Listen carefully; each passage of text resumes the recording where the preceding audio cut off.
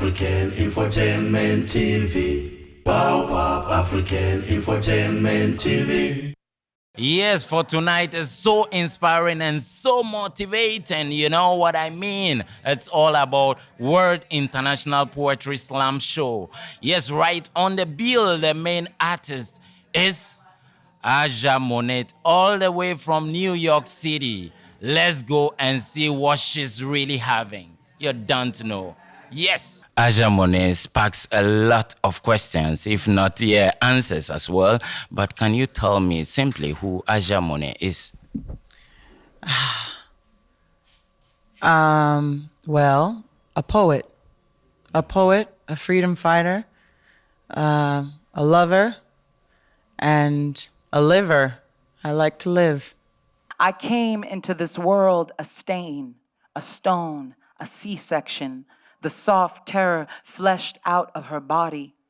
I could have stayed in there forever, stretched her skin into translucence, my window seat to pastoral weeping. I left her underbelly glistening, the welt of a wound worn, withdrawn, shrinking into. I watched her smear cocoa butter above her hips, hands pulsing of vines along the groove of strius, tending the umber lightning bolts in the rhythm of pouring of my being here. I am the sort of animal that needs to be held, ruins the hold, tears the body apart limb by limb. Satin strands of skin ripped open, suffer, shame, sacrifice, hum in the head as if heirloom or honor or hurt. A vexed tongue can be a pistol. A loaded barrel of insults can be ears bleeding, a testimony of regret unborns, you ungrateful piece of. When they were two bodies laid together, heaving each other's breath, did my parents pause to make me? I want to hunt down the second just before and live in the I love you of the quiver. Was it rapture or mere spasm? Did they pray? Did they exhale? Did they say, Amen? Why do you choose to go into poetry? I like to think poetry chose me. I don't know if I necessarily sought out to be a poet when I was younger, but I knew that I loved words. I knew that I loved language. And I really fell in love with the way people said things. It evoked something in me. And I grew up around a very strong feminine family with a lot of women who were from, our heritage is Caribbean, we're Cuban, Jamaican. And so there's this feistiness, there's this fire, and there's this ability to bend and move language in a way that really interested me. And so I was compelled by how a story or seeking meaning in life through words could really alter an experience. You were born in New York City, right? And how has your growing up actually influenced your career as a poet? I think when you grow up in New York, and specifically Brooklyn, the city of Brooklyn, New York, that you learn to have a sense of resilience and perseverance. There's a certain energy in the city that is very vibrant, and it feeds so much of your imagination. You really get to see a lot of the range of the human spirit in New York. You get to meet people who are just going from day to day, walking to and from wherever they're going. You get to meet people who stop you in your tracks and tell you a story or, challenge your idea of what home is and homelessness. We definitely have issues with that as well. But I think the main thing that I learned from New York is perseverance and resilience, and to keep moving regardless of all the things that come, the bureaucracy that comes against you, and to pay attention, because there's so much that is going on a everyday basis. I think a poet is able to really tune in and observe and see the things that we don't always see, to make the invisible visible. I can hear my neighbor crying, saying I can't breathe. And now I'm in the struggle, saying I can't leave. We're calling out the violence of the racist police, and we ain't gonna stop until the people are free. I can hear my neighbor crying, saying I can't breathe. And now I'm in the struggle, saying I can't leave. We're calling out the violence of the racist police, and we ain't gonna stop until the people are free. Blackness has shaped America. America would not be without Black people and the spirit of Black people. And I think that when I think of Blackness, I don't think of just a color, I think of a consciousness. And to call and identify as Black is a political statement. And it's an awareness of how you exist in the world. So as I come to meet people and grow in my own experience, human experience, I learned that Blackness is me, I am Blackness, and we are continuing to define what that means every day. The first time I hated a cop, he was mouthing off the tongue to my brother about how he ought to show him some respect, carrying on and whatnot as if my brother didn't have a little sister watching who looked up to him like moonlight and stars on human nights. Those days he led and I followed. And he kept on. He kept on like my brother wasn't a skyscraper or something, like he wasn't the bridge that led to boroughs, like he wasn't my hero, like he wasn't the grandson of a union worker who died building a water tunnel for a couple of knucklehead kids trying to turn fire hydrants into car washes. And I saw how brown and Black boys grow into themselves angry at the world that day. How no matter what a sister did to show her love, she couldn't make a boy no man he wasn't bent on becoming. And even when I thought I was fighting him, I was fighting them. We were always fighting them, all those people out there fighting us, doing everything to remind us of our place. And I couldn't undo all the hate that builds, watching the men you love cower, watching the men you love, watching the men you love cower, bending, kneeling to the scowls of overseers, all the bright and magic that dims, the light that lowers, the bright and magic that dims, for being policed, for being poor, a shade, a color, a shade, a color, for being poor, a shade, a color, too close to the shade, too close to the color, too close to the color of a beating, being beaten, a beating, being beaten, a beating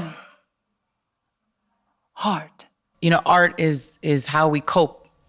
It's how we resist. It's how we bring joy. It's how we take a moment to be present and in awe of the range of the human experience. So poetry was my art form. It was a medium, but it's not the only way that I learned about the world. It's the way that I was able to communicate and articulate my story. I've published, there's a Black Unicorn Sings, which is my first compilation of books. I really made that out of someone being like, you need to have some poems on the page. Let's make a compilation. You're reading a lot. And so we created this poetry first. Oh, you have it. So this is a small pocket of poems that you can, carry with you anywhere. And it's inspired by Audre Lorde, who has a poem, or even a collection of poems called The Black Unicorn, and this is The Black Unicorn Sings. And for me, it was taking her image of the black unicorn and liberating her. And as a black woman who's of Afro-Cuban, Jamaican, descent, I think that it's important that the diaspora starts to talk about what liberated women really look like, because we are the definition of society. Where we are, if you want to see where society is, you look to the women. And so this book was inspired by my experiences, my frustrations, and my processing of life as a woman of color in the world. I am a woman carrying other women in my mouth. Behold, a sister, a daughter, a mother, dear friend. Spirits demystified on my tongue. They gather to breathe and exhale a dance with death we know is not the end. All these nameless bodies haunted by pellet wounds in their chests, listen for them in the saying of a name you cannot pronounce.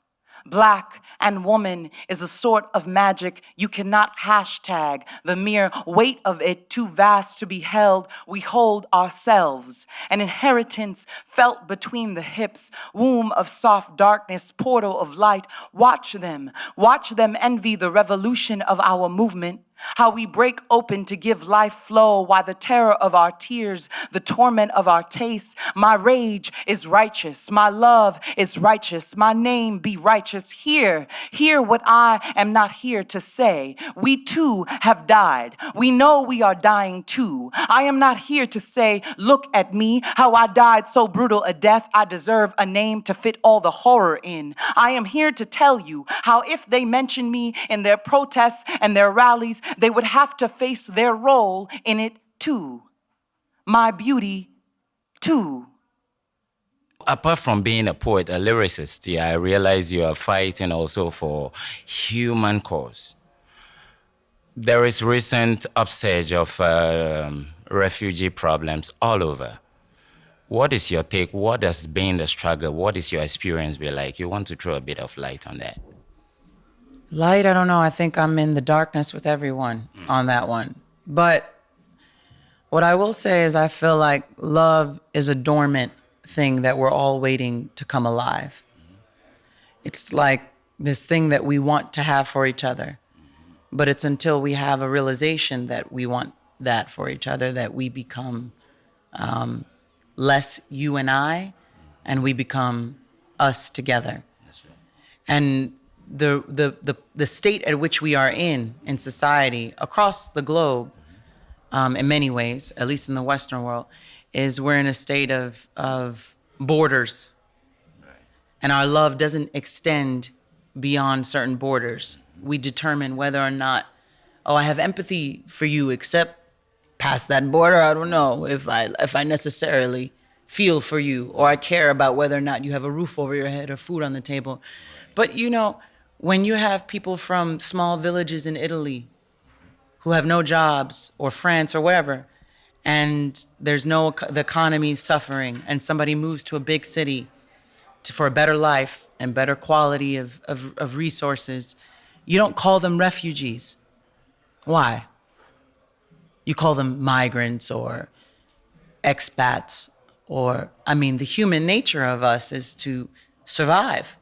So if people are moving from a place where there's war, there's famine, there's lack of resources, and they're trying their best to get to a place where they can live a decent quality life, who can fault them for that? How can you be human and fault another human for wanting better? Right? So when I look at the refugee crisis, I say, well, that's human crisis. We move. Europe, the colonial, infrastructure has always gone to other places when they need things and taken things, right? Unfortunate. Yeah, and moved and felt entitled to do so. And so when you have people coming for some basic human decency, how dare we do anything except welcome them with open arms? When you and I were young, We believed in the sanctuary of peace. I wake sweating, strangled by a nightmare. My America begins the day chewing on my cry. I am 27 and have never killed a man, but I know the face of death as if heirloom. My country memorizes murder as lullaby. We spoon feed poison labeled patriotism from young, and the nation grows fat on fury, full on healthy hatred. We are bloody light, and though the bullet never touched me, I hold it still between my teeth and spit bodies off my tongue. I confess, we are hugging ourselves beneath the rage.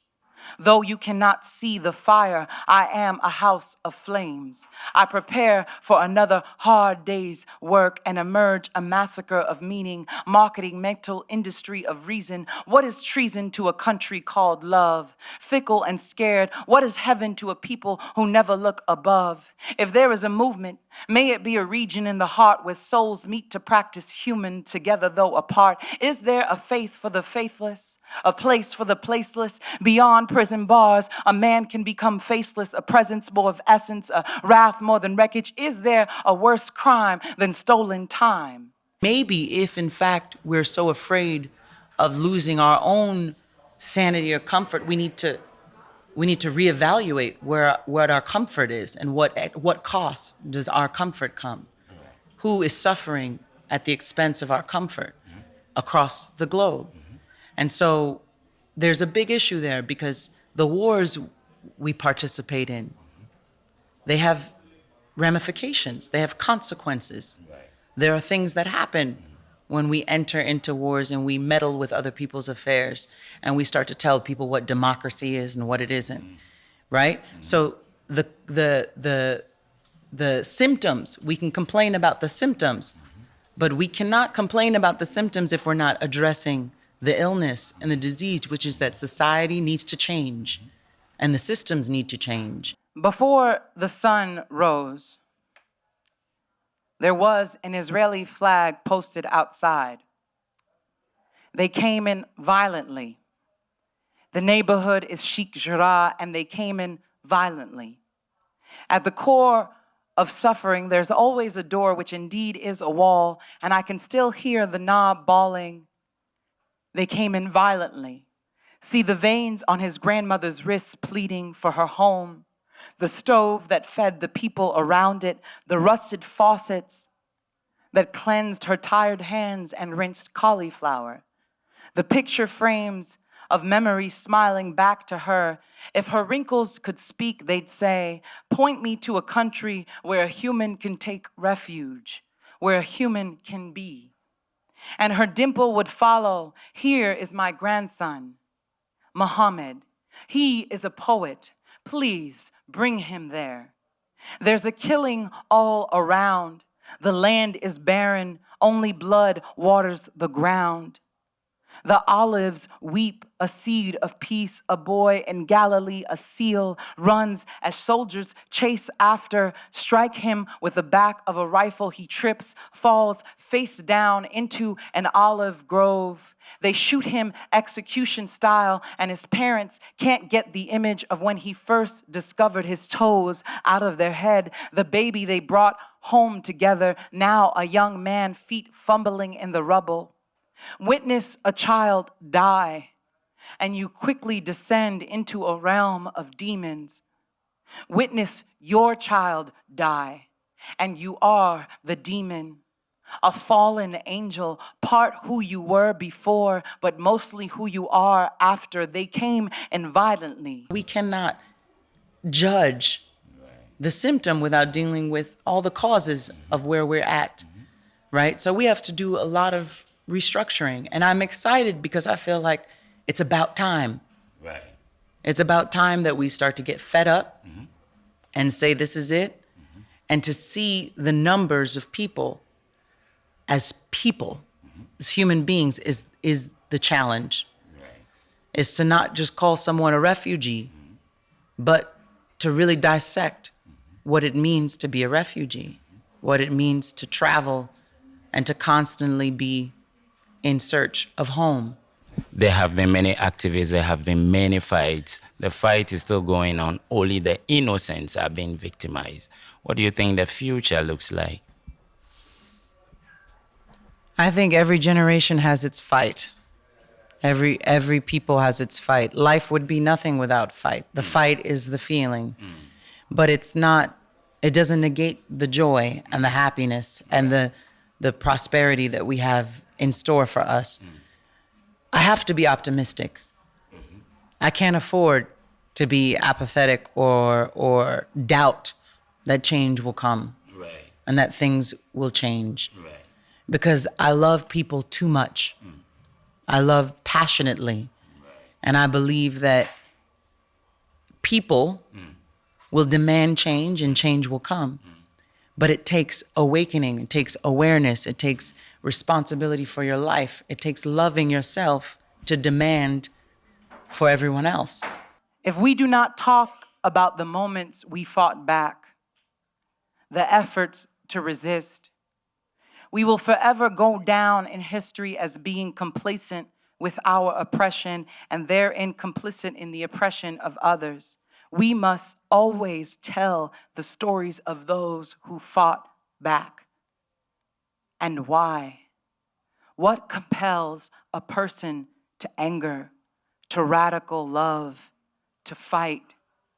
They'll tell you militance is a story of soldiers intended on killing. They'll tell you militance is the story of soldiers intended on killing and not of lovers intent on living. I feel for the grass that uproots concrete pavement. Nature is militant toward survival. The power went out on the whole block in the height of the supermoon. And I could hear the exhale of airplanes, dogs barking, fireworks. I waited for him, and we watched the moon change from our respective bodies, moving to be closer. He came to me in the backyard, and we entered our home, rushing to emerge into each other. He took 2 neckties from his drawer and lulled my wrists to bed, kissing my toes, these same toes that littered the streets of Paris and Brussels and Antwerp and London and Amsterdam and Haiti and Senegal and Cuba and Monte Argentario and Palestine and Chicago and Mississippi and Arkansas and Alabama and Kentucky and Brooklyn and everywhere we loved. These toes littered the border between refugee and nomad, the art of fleeing. We belong to each other before any notion of a nation. Measure the meaning of moments by our ability to live in them fully. Unafraid is freedom. When the land no longer serves our love, we leave and look back only for who we left, lifting their names and our longing to live. I thank you so much for making the time. Yeah, thank you. And before you go away, you want to give a word of inspiration for those who are lurking in the dark and don't really find that spot of light out there. Man, I just want to shout out all the Black people in Vienna. That's what I'm going to do. Shout out to the Black folks in Vienna. And Black as in you identify. Lifting spirits, we're all out here struggling and we're in the struggle together. And know that it's interconnected and that wherever you are, there's someone who is willing to listen if you speak. And I'm here to listen if you need, all right? So continue to give some counter narratives to the world. We need more counter narratives and we need to elevate the consciousness through your voice. So big ups to your voice and power to the people. Well, it's been such a big blessing having you around. Yeah, thank you. I am so inspired and so motivated. I will go on with my little poetry. I will go on and go poetry. deeper. So I thank you so much for making the time. And your last words to the viewers out there. Hey, have a good time. I hope you enjoy the show. Bless. Adios. Baobab African Infotainment TV. Baobab African Infotainment TV. Baobab African Infotainment TV. Baobab African Infotainment TV. Baobab African Infotainment TV. Baobab African Infotainment TV.